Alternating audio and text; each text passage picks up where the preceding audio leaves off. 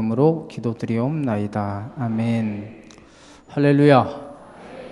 살아계신 하나님께서 오늘도 우리와 함께 하심을 믿습니다.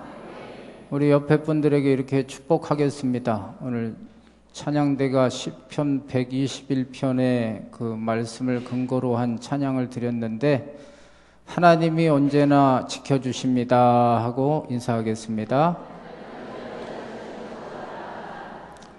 한 번 더 하겠어요. 성도님 사랑합니다 하고 인사하겠습니다. 오늘 히브리서 12장 15절 말씀을 보니까 쓴뿌리라는 말이 나옵니다. 이 쓴뿌리라는 말은 두 가지 의미가 있어요. 첫째는 남을 실족하게 하는 자가 쓴뿌리입니다. 고린도전서 10장 32절 말씀에 보면 거치는 자가 되지 말라 그랬거든요. 남에게 걸림돌이 돼서는 안 돼요. 남을 실족하게 하고 하나님한테 가는데 저 사람 때문에 내가 하나님 앞에 가기 싫다, 교회 못 다니겠다, 이렇게 되면은 안 되는 거죠.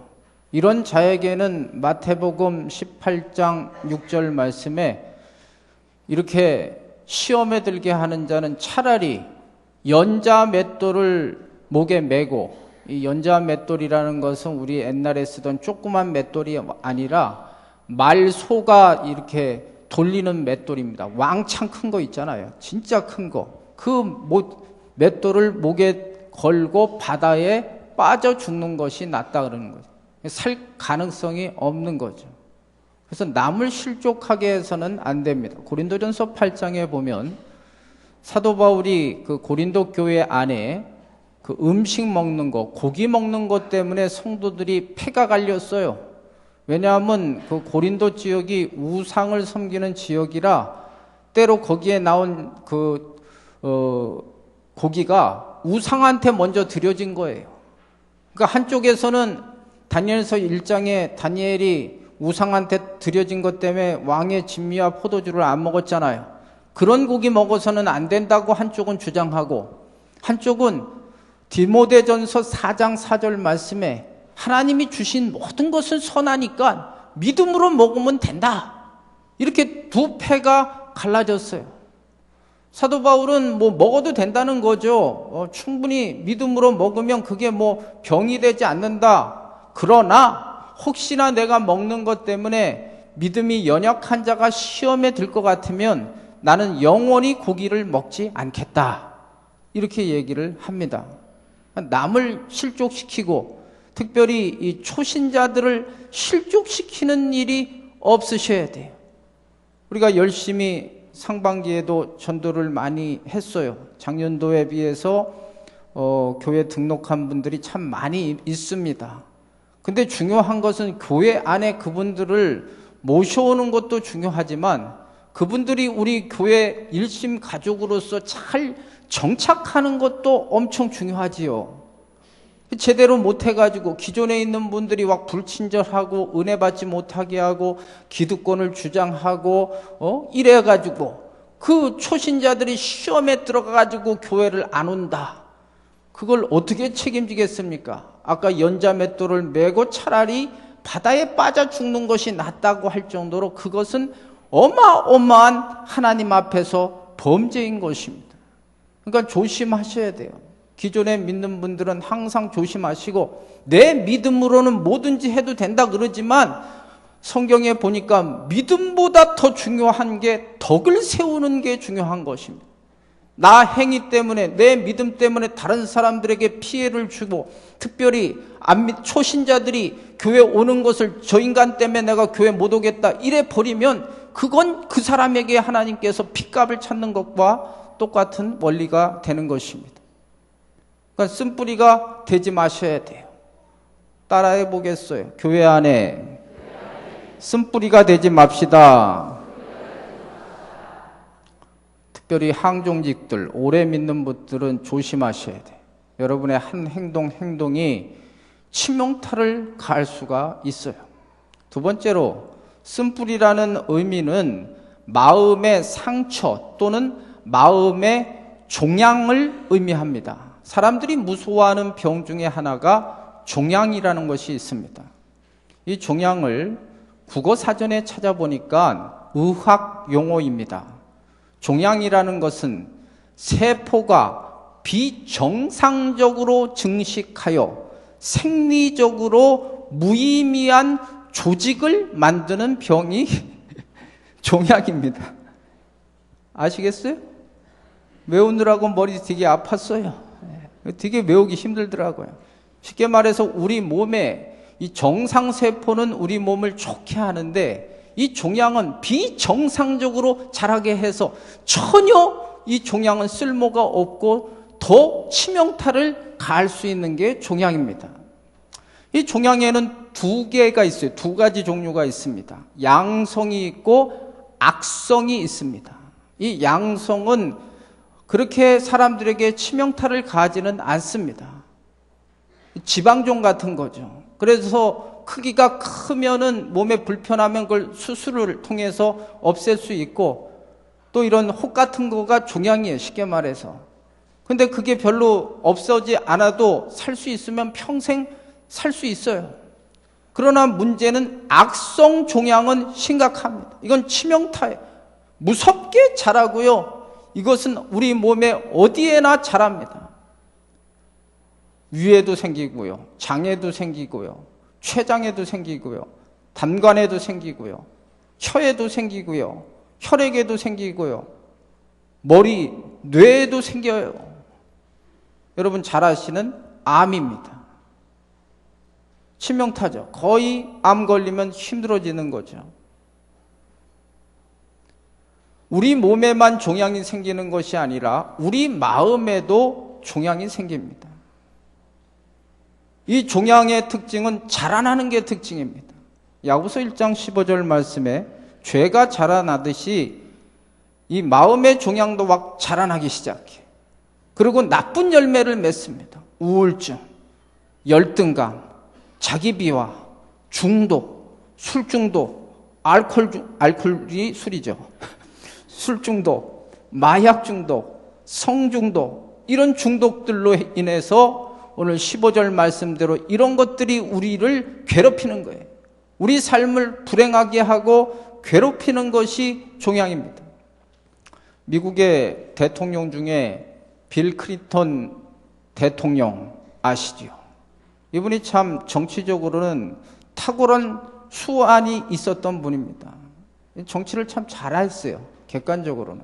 그러나 이분에게 꼭 불명예스럽게 따라오는 것이 루인스키를 비롯한 여러 여자들과의 성추문 스캔들 사건이 있습니다. 왜 이 사람이 그렇게 높은 대통령까지 올라갔는데 왜 그랬을까? 이에 대해서 상담학자, 정신의학자들이 연구를 해본 결과 그 어릴 때의 마음의 상처가 결국 이런 것들을 만들어냈다는 것이죠. 이 빌 클린턴 대통령이 태어나기 전 3개월 전에 아버지는 교통사고로 죽었어요. 엄마는 빌 클린턴 이 대통령을 낳고 나서 간호사 자격증을 딴다고 외할아버지한테 이 대통령을 맡기고 외지로 떠나갑니다. 그러다가 4년 후에 로저 클린턴하고 재혼을 하게 됩니다. 그러니까 이 빌 클린턴의 이름은 자기 생부로부터 온 이름이 아니라 의붓 아버지 갭으로부터 이름을 받은 거예요.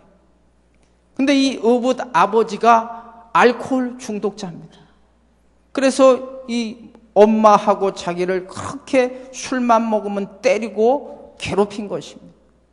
그 바람에 엄마는 도박 중독자가 되고, 그리고 그 동생은 마약 중독자가 되었습니다. 그래도 이 빌 클린턴이 똑똑해가지고 열심히 그 어려운 환경 속에서 공부를 해서 미국의 명문인 조지타운과 예일대를 졸업한 후에 그 예일대 동문인 똑똑한 여자 힐러리 여사와 결혼을 하게 됩니다. 그리고 나서 결혼 잘한 덕에 하여튼 최연소 알카손주 주지사가 되고 대통령이 되었습니다. 그 높은 자리까지 올랐지만 그 사람에게 불명예나 아까도 말한 대로 그 성중독증, 이게 바로 어릴 때 그 마음의 상처를 잘 치유하지 못하는 데서 온 그 결과인 것입니다. 쓴뿌리를 가지고 있으면요, 반드시 그게 나타나게 돼 있어요. 자기만 괴롭히면 모르는데 오늘 15절 하반절 말씀에 보니까 다른 사람들까지도 힘들게 하고 어렵게 만들기 때문에 문제인 것입니다. 그 한신대학교 교수였던 정태기 교수님 책에 보면 자기 이야기가 나옵니다. 이분이 자주 우체국에 갔대요. 근데 우체국 가면 그 직원이 항상 다른 사람들한테는 막 친절하게 대하는데 자기한테만 이상하게 불친절하고 인상을 쓰고 그렇다는 것입니다. 참다가 어느 날 그 직원한테 물어봤어요. 왜 나만 보면 이렇게 불친절한, 고객을 잘 대접해야 되는데 왜 고객인 나한테 이러느냐. 그랬더니 이 여직원이 울먹이면서 하는 얘기가 아저씨 얼굴이 무섭게 생겼다는 것입니다. 아저씨 얼굴만 보면 나도 경직이 돼가지고 자꾸만 그렇게 경직이 되니까 좋은 서비스를 할 수가 없다는 것입니다. 그래서 이 정태기 교수님이 자기 집에 와서 거울을 보니까 지가 봐도 지 얼굴이 무섭다는 거예요. 그러니까 이분도 그 참 고생을 많이 하셨어요. 이게 상담가가 된 이유가 저번에 설교 때 이분에 대한 이야기를 들었는데, 엄마는 큰엄마에게서 나온 거죠, 이 정태기 교수님이. 또 아버지가 이 한량이라 세컨드를 둔 거예요. 그러니까 아버지로부터도 사랑을 못 받고, 엄마는 또 아버지가 이 첩한테 자꾸 가고 자기한테는 사랑을 못 하니까 일에 빠진 거예요. 일 중독에 빠지신 거예요. 그러니까 이 어린 정태기 입장에서는 아버지 사랑도 못 받고 엄마 사랑도 못 받고, 그러니까 항상 힘들게 자란 거죠. 그게 나중에 이제 상담학을 공부하고 치유가 되니까 얼굴이 다시 펴지면서, 여러분 얼굴 보신 분이 있겠지만 평안하시잖아요. 그 쓴뿌리가 있으면 항상 얼굴이 짜증스러운 얼굴, 뭔가 사람들에게 불편한 얼굴을 준다는 것입니다. 문제는 이런 쓴뿌리가 있으면 부부관계에도 치명적인 영향을 줄 수가 있습니다. 그러니까 이걸 치유하지 못하면요, 가정이 불행해지는 거예요. 어느 분이 결혼을 했어요. 남자 여자가 결혼을 해서 처음에는 사랑을 하니까 아주 행복하게 잘 살았습니다. 두 분이 맞벌이라 열심히 일을 했어요. 그러던 어느 날 이 남편이 갑자기 회사를 그만두고 사업을 하기 시작했습니다. 그 다음부터 사단이 난 것입니다. 회사를 다닐 때는 전혀 문제가 없었는데 이 사업이 아무나 하는 게 아니더라고요, 제가 보니까. 그러다 보니까 어렵고 힘들고 막 삶이 방탕해지고, 술 먹기 시작하고, 술 먹으면 또 주태 부리고, 심지어는 막 아내 패기도 하고 집에도 안 들어오고, 나중에는 또 이 사업에 자금이 안 돌아가니까 부도를 맞았는지 빚쟁이들이 막 찾아와가지고 아내 회사도 쫓아오고 돈 내놔라 그래가지고 회사도 그만두게 돼. 있던 집마저도 싸그리 다 날리고.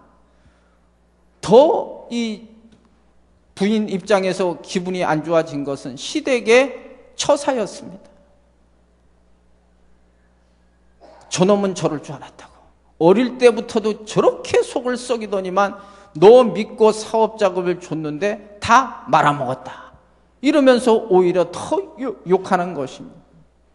결국은 이분들이 이렇게 별거를 하더니만 이혼에 이르게 됐어요. 왜 그럼 이 남편은 왜 이렇게 됐을까? 그 어릴 때부터의 받은 열등감이라는 상처 때문에 그런 것입니다. 이분에게는 2살 밑에 동생이 있는데 이 동생에 대한 열등감이 심했어요. 이 동생이 낳기 전까지는 온갖 부모님의 사랑을 다 받은 거예요. 근데 이 애가 나왔는데 애가 훨씬 머리도 좋고 똑똑하고 점점 자라면서 얼굴도 잘생기고 키도 크고, 이 모든 것들이 형하고 비교할 때, 자기하고 비교할 때 우월한 거죠. 공부도 잘해서 나중에 이제 이분이 의사가 돼서 결혼할 때가 된 거예요. 온통 관심이 어릴 때부터 이 둘째에게 있다가 결혼할 때 의사이면서 그쪽 집안도 아주 빵빵한 집안의 여자를 데려오는 거예요. 그래, 이 사람이 회사를 다니다가 동생이 결혼할 때 그 말을 듣고 내가 인정받을 수 있는 방법은 돈을 왕창 버는 것밖에 없다. 그래서 잘 나가던 회사 때려치고 사업을 시작했다가 결국은 그 꼴이 되고 말았던 것이에요, 여러분. 이 상처가 결국은 잘못된 판단을 갖게 되고 인생을 힘들게 만드는 것입니다. 그게 혼자 있을 땐 괜찮은데 가정을 이루고 자식을 낳고 치료가 되지 않으면 반드시 이것이 문제가 된다는 것입니다. 특히 이런 상처를 가진 사람이 지도자가 되면 더 큰 문제가 되는 거죠, 여러분. 그게 히틀러 아닙니까? 히틀러 때문에 죄 없는 600만의 독일 사람들이 가스실에서 죽지 않습니까? 그 히틀러가 미쳐가지고 그런 짓을 했느냐? 다 그것도 이유가 있어요. 어릴 때 그 상처가 있기 때문에 결국은 유태인에 대한 악감정이 그렇게 표현이 되고 말았던 거죠. 그 아빠가 워낙 이렇게 장사를 했나 봐요. 한번 집을 나가면 오랫동안 돌아다니면서 물건을 팔다가 집에 오는데 이 엄마가 심심했는지 그 남편이 나가면 옆집에 사는 유태인 남자하고 바람을 피는 거예요. 그 바람을 피는 걸 애가 다 본 거예요. 느끼는 거죠. 바람을 펴도 애들한테 아닌데 이건 이게 치명타인 거예요. 이게 자식들한테는요, 여러분. 그게 애한테 다 각인이 되는 거죠. 그러니까 어릴 때부터 그 유태인 옆집 아저씨에 대한 악감정이 쌓여가지고 그가 권력을 갖고 칼을 휘두를 수 있을 때가 되니까 그 모든 분노의 분출을 다 유태인들에게 해가지고 죄 없는 유태인들 600만이 죽지 않습니까? 지도자가 될수록 상처가 있으면은 더 큰 슬픔과 아픔을 겪게 되는 것입니다. 쓴뿌리가 있으면 자기도 인생 망치고 옆에 있는 사람, 가정도 나라도 다 힘들어지는 것입니다. 어떻게 해야 될까요? 이 쓴뿌리를 제거하셔야 됩니다. 오늘 설교 제목이 쓴뿌리를 제거합시다. 한번 따라해 보세요. 쓴뿌리를 제거합시다.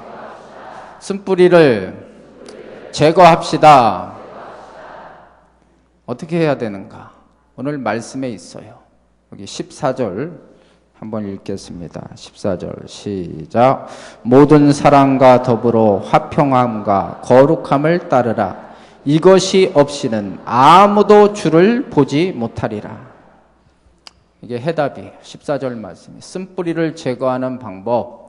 여기 중요한 키워드가 화평과 거룩입니다. 이것이 있어야지만 주를 보는 거예요. 정상적인 신앙생활, 행복한 그리스도인의 삶이 되기 위해서는 화평함과 거룩함이 있어야 돼요. 근데 이 화평과 거룩이라는 단어는요, 관계와 관련이 있어요. 화평은 사람과의 관계에서 말을 하고 있어요. 거룩은 하나님과의 관계에서 말을 하는 거예요. 그러니까 사람과의 관계에서는 화평하셔야 돼요. 그럼 쓴뿌리가 제거돼요. 화평하지 않으면 쓴뿌리는 계속 무섭게 자라나서 그것을 우리에게 치명타를 가하는 거예요. 하나님과의 관계에서는 거룩하셔야 돼요. 그래야 하나님과의 관계가 좋아져서 하나님이 우리에게 주시고자 하는 모든 하나님의 축복을 받게 되는 것이에요, 여러분. 먼저는 화평하셔야 됩니다. 로마서 12장 18절 말씀에 할 수 있거든 모든 사람과 더불어 화평하라 그랬어요. 고린도후서 5장 18절 말씀에는 하나님이 우리에게 직책을 주셨어요. 사명을 주셨는데 화목하게 하는 직책을 주셨다 말하고 있습니다. 그러니까 우리 그리스도인을 그 성경 말씀에 근거한다면 피스메이커가 되셔야 돼요. 평화를 만드는 자가 되셔야 돼요. 어디를 가든 분쟁이 있는 곳에 화평이 있어야 되는 거예요. 화평한 곳에 분쟁을 만드는 거, 그건 마귀 역사예요. 트러블 메이커가 돼서는 안 돼요. 피스 메이커가 되셔야 돼요. 그러기 위해서는 어떻게 해야 되느냐? 사랑과 용서가 필요한 거예요. 자기 주장만 옳다고 주장하는 사람하고는 대화가 안 되죠. 이게 꼴통들입니다. 외통수하고는 문제가 해결될 수가 없어요. 사랑과 용서가 있어야지만 인간관계 속에 화평이 오는 거예요. 마태복음 18장에 보면 예수님의 제자인 베드로가 예수님한테 물어봐요. 예수님, 형제가 죄를 지었을 때 몇 번 용서하면 되겠습니까? 그러면서 지가 대답하기를 한 7번 하면 되겠어요 하고 대답을 스스로 합니다. 왜 그런 대답을 했느냐 하면 그 당시 유대 랍비들이 가르치기를 형제가 죄를 지어서 용서하는 걸 3번 용서해라 그랬어요. 그러니까 이 베드로의 마음에는 한 2배 더블로 부르면 예수님이 칭찬하실 것이다, 이렇게 생각해가지고 7번 얘기를 했는데, 예수님은 뭐라고 말씀하셨냐 하면 70번씩 7번이라도 용서하라 그랬어요. 그러면 70 곱하기 7 하면 490번이에요. 무한대로 형제의 죄를 용서해 주라는 거예요. 그러면서 그 용서해야 될 근거에 대해서 비유로 말을 합니다. 한 임금이 있었고 한 사람이 있었는데, 이 한 사람이 임금한테 1만 달란트 빚을 지게 됩니다. 그 당시 달란트는요, 엄청난 큰 액수예요. 근데 이 사람이 주인한테 불려가가지고, 임금한테 불려가가지고 손이 발이 되도록 빌면서, 지금 내가 이렇게 어려우니까 제발 좀 늦게 빚을 갚게 해달라고. 근데 이 임금이 아주 통 크게 말이죠, 1만 달란트 빚을 다 탕감해줬어. 없는 것처럼 제로로 만들어준 거예요. 얼마나 신이 나겠습니까? 신바람 나서 나오다가 자기에게 100데나리온 빚진 자를 만나게 된 거예요. 그랬더니 목을 잡고, 이놈의 자식아 왜 돈을 안 냈느냐. 1만 달란트와 100데나리온은 비교도 안 되는 액수거든요. 근데 끝까지 막 목을 잡더니만 좀 어려우니까 도와달라고 했겠지 않습니까? 필요 없다고 감옥에 넣어버렸어요. 그랬더니 임금이 그 얘기를 듣고 다시 갚으라, 그런 얘기가 나오거든요. 우리가 왜 형제들이 실수를 했을 때 용서해야 되느냐 하면, 하나님이 우리의 죄를 용서하셨기 때문에 우리도 용서하라는 거예요. 우리가 주기도문에 그런 말 하잖아요. 우리에게 죄 지은 자를 사하여 달라고. 먼저 그 얘기 전에 우리의 죄를 용서하신 것처럼 그런 근거가 나오지 않습니까? 여기 나는 의인이다, 이런 분 있습니까? 그럼 끝까지 주장하세요. 그러나 여기에 적어도 앉아있을 정도면 내가 얼마나 하나님 앞에서 범죄하는지 그걸 깨닫는다면, 형제의 그 조그만 잘못도 하나님이 용서하신 것처럼 우리도 용서해야 될 줄로 믿습니다. 더 큰 이유는요, 용서해야지만 우리가 행복할 수가 있는 것입니다. 우리 마음의 형제에 대한 미움과 시기와 분노를 가지고 행복할 수가 없어요. 병 걸려요. 아까 종양 얘기했지만 암 걸리는 것입니다. 그 스트레스가 모여가지고 그게 암이 되는 거 아닙니까? 마음에 자유함이 없는 것입니다. 기도가 안 되는 것입니다. 교회에 앉아 있어도 기쁨이 없어요. 얼굴이 항상 우중충해지고 우울증 걸리게 되는 것입니다. 그래서 우리 주님께서는 용서하라는 것입니다. 로마서 12장 19절 말씀에 원수는 내가 갚겠다는 거죠. 저 인간 안 되는 인간들이 있어요. 가끔 보면 도저히 저거를 어떻게 할 수는 없는 경우가 있어요. 그건 내가 알아서 할 테니까 너는 그런 악한 마음 갖지 말고 사랑하고 용서하는 마음을 가져라. 이게 하나님이 우리에게 주시는 행복의 메시지인 것입니다. 영국에 한 화가가 있었습니다. 이 화가의 꿈은 레오나르도 다빈치처럼, 그 레오나르도 다빈치가 최후의 만찬을 그리지 않았습니까? 성화를 그려서 좀 유명해지기를 원했어요. 그러던 어느 날 어떤 사람이 찾아와서 그 교회 벽화를 하나 그리는데 당신에게 그걸 그릴 수 있도록 하겠는데 일단은 검증이 필요하니까 그림을 한번 그려보라는 것입니다. 그러면서 천사의 얼굴을 그려보고 사단의 얼굴을 일주일 안에 그리면 그 그림을 보고 당신의 실력이 검증되면 그 교회의 벽화를 그릴 수 있게 해주겠다. 이렇게 얘기를 했습니다.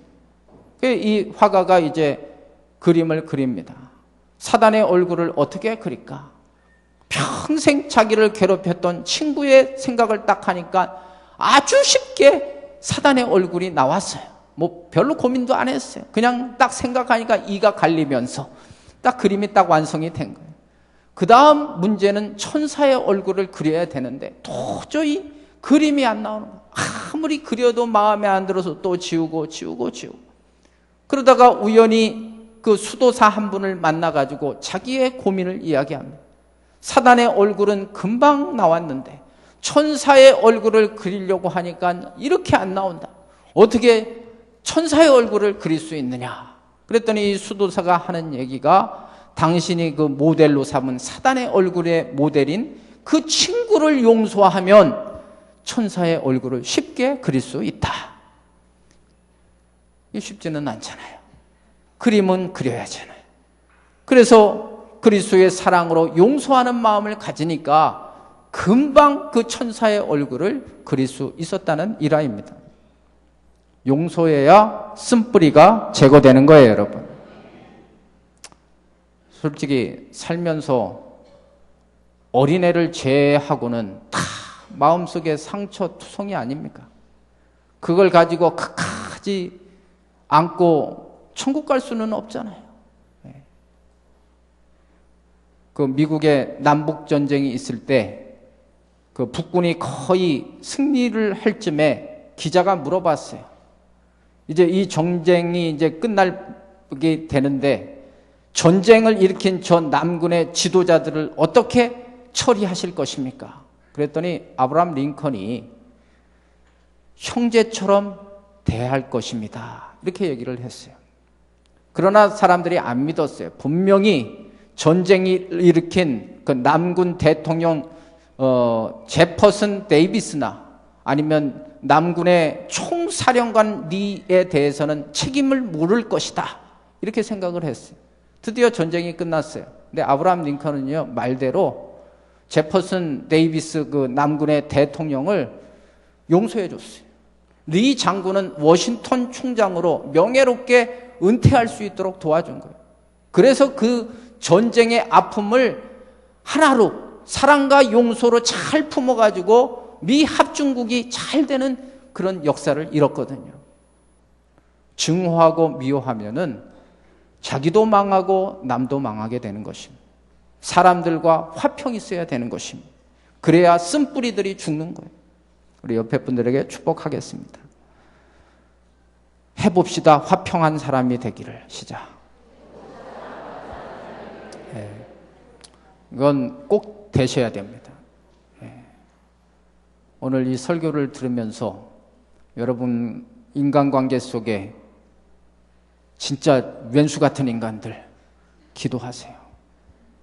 그거 해결돼야지만 여러분 마음이 치유가 되는 거예요. 그게 해결이 안 되면 예수 믿으면서도 항상 기쁨이 없어요. 두 번째는 거룩입니다. 거룩은 하나님과의 관계에서 이루어집니다. 사람과의 관계 엄청 중요하지만 더 중요한 것은 하나님과의 관계가 틀어지면요, 복을 받을 수가 없어요. 야고보 1장에 모든 좋은 은사와 선물은 위로부터 하나님 아버지께로부터 온다 그랬어요. 하나님은 우리에게 좋으신 하나님이세요, 여러분. 오늘도 2부 예배 드리는 우리 성도들에게 좋은 것을 주시기를 원하세요, 여러분. 관계가 막히면요, 없어요. 하나님과의 관계를 좋게 하셔야 돼요. 하나님과의 관계를 좋게 하는 방법은 거룩한 거예요. 베드로전서 1장 16절 말씀해 보니까 내가 거룩하니 너희도 거룩하라는 거예요. 하나님이 우리에게 원하시는 것은 죄를 안 짓는 거, 물론 그것도 원하시지만 죄를 지어도 빨리빨리 해결하고 회개하고 깨끗해지기를 하나님은 원하세요. 근데 이게 인간 마음대로 됩니까? 우리 스스로 깨끗해질 수가 있습니까? 그 영성 깊었던 사도 바울도 로마서 7장에서 이렇게 고백하잖아요. 오라 나는 공고한 사람이로다. 누가 사망의 몸에서 나를 건져내라. 그렇게 영성이 있던 다윗도 범죄하고요. 그렇게 영성이 있던 노아도 술 만들어 먹어가지고 창피당하고요. 누구도 자신 있게 나는 이 정도 영성이면 내가 평생 하나님 앞에서 깨끗하게 살 것이다 장담할 사람이 누가 있겠습니까? 에레미야 17장 9절 말씀에 만물보다 부패한 것이 인간의 마음인 것입니다. 가만 놔두면 우리는 죄성이 있어서 끊임없이 죄를 향하여 나가게 되는 것입니다. 그럼 어떻게 해야 될까요? 어떻게 하면 하나님이 기뻐하시는 관계, 하나님 앞에서 좀 깨끗한 관계를 유지하면서 살 수가 있을까요? 디모데전서 4장 5절 말씀에 하나님의 말씀과 기도로 거룩하여 진다 그랬어요. 여러분. 두 가지입니다. 여러분들이 놓치지 말아야 될 거. 하나님과의 관계를 좋게 하는 방법, 말씀이 있으셔야 돼요. 끊임없이 말씀이 있으셔야 돼요. 말씀이 있을 때 히브리서 4장 12절 말씀대로 말씀은 예리한 검과 같아서 우리의 마음에 잘못된 것들을 자꾸만 도려내고 수술하게 만드시는 거예요. 제가 지난주에 이 등에 지방종이 있어서 내가 아까 종양 얘기를 한 건 그 연구를 해서 그래요. 제가 일주일 전에 이제 그 중대 가서 1시간 동안 수술을 받았어요. 처음으로 수술을 받았어요. 1시간 수술을 받는 건 이게 그 지방종이었어요. 어젠가 그 의사 선생님한테 갔더니 조직검사 들어가잖아요. 항상 이 덩어리가 있으면 조직검사가 들어가요. 이제 양성으로 지방종이다 이렇게 얘기를 했어요. 좀 커가지고 자꾸만 이렇게 척추 쪽을 막는 거예요. 그러니까 어깨가 자꾸만 아프고 목이 아프고 그래요. 웬만하면 제가 안 수술을 하려고 그랬는데 전에 물어봤을 때 보라매 병원에서는 하루 입원했다 하라래요. 입원 별로 좋아하지 않거든요. 근데 이번에 중대에서는 그냥 그날 당일 수술하면 된다 그래서 1시간 수술을 했습니다. 그래서 참 많은 경험을 했어요. 이게 국소 마취를 해서 전신 마취를 안 했기 때문에 다 이거 하는 것을 다 들었고 또 처음 수술 때 들어가 가지고 얼마나 성도들이 무서울까 이 생각도 했어요. 전 별로 안 무서웠어요, 여러분. 그럼 기도했어요. 그 1시간 동안 수술하면서 우리 아픈 성도들 이름을 불러가면서 하나님 빨리 좀 치료해 달라고 그렇게 기도를 했어요. 그게 이제 거의 아물었어요. 마무리가 다 됐는데 요즘은 좀 기분상 목이 덜 아픈 것 같아요. 이게 제거돼야 되는 거예요. 막는 게 제거돼야 돼요. 말씀은 검이에요. 우리의 잘못된 것들을 다 수술해요. 여러분 오늘 이 자리에 오신 분들 말씀을 붙드시기를 바랍니다. 그래야 여러분 마음의 종양들을 제거할 수 있어요. 말씀은 칼이에요. 말씀 앞에 여러분들의 잘못된 모습이 있으면 회개하시면 깨끗해지게 될 줄로 믿습니다. 또 한 가지 도구는요, 기도하는 거예요. 기도하면요, 하나님께서 가르쳐 주세요. 사람이 옆에서 얘기한다고 그 사람이 고칩니까? 안 고치잖아요. 자기가 깨달아야지만 고쳐지는 거예요, 자기만. 기도가 좋은 건요, 기도를 깊이 하면요, 하나님이 가르쳐 주세요, 여러분.